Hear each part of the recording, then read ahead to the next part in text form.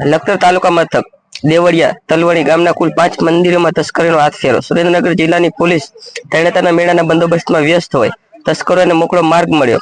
લખતર તાલુકાના દેવળિયા ગામના શિવ મંદિર, નાગદેવતા મંદિર, પૂજારીના ઘરમાં અને તલવણી શક્તિ માતાજીનું મંદિર, લખતર તપસ્વી બાપુની દેરી, વિજય હનુમાનજીનું મંદિર અને શિયાળી દરવાજા પાસે આવેલ બાપા સીતારામની મઢુલી એમ કુલ 5 જગ્યાએ તસ્કરોએ ટાર્ગેટ બનાવ્યો હતો. તસ્કરો પાસે જાણકારી હોવી જોઈએ એટલે કે હાલ સમગ્ર સુરેન્દ્રનગર જિલ્લાની પોલીસ તંત્ર તરણેતરના મેળામાં વ્યસ્ત છે. એટલે તેમણે દેવળિયા, તલવણી અને લખતર એમ 3 ગામના 4 ધાર્મિક સ્થળોને ટાર્ગેટ કર્યા હતા.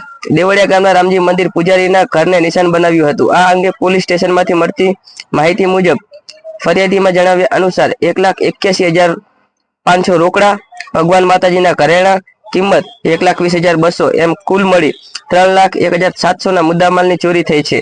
અને ઉલ્લેખનીય છે લખતર તપસ્વી બાપુની દેરીના ધર્માદા પેટીની થોડા સમય પહેલા ચોરી થઈ હતી. સાથે ધાંગધ્રા શીતળા માતાના મંદિરમાં પણ ચોરી થઈ હતી.